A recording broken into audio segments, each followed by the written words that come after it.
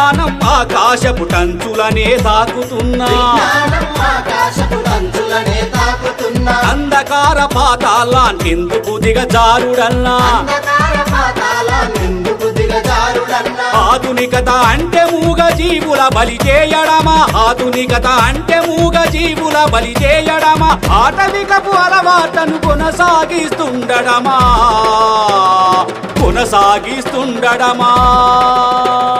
మహాకరుణ యాత్ర ఇది మహాకరుణ యాత్ర జీవులపై చైతన్యం కలిగించే యాత్ర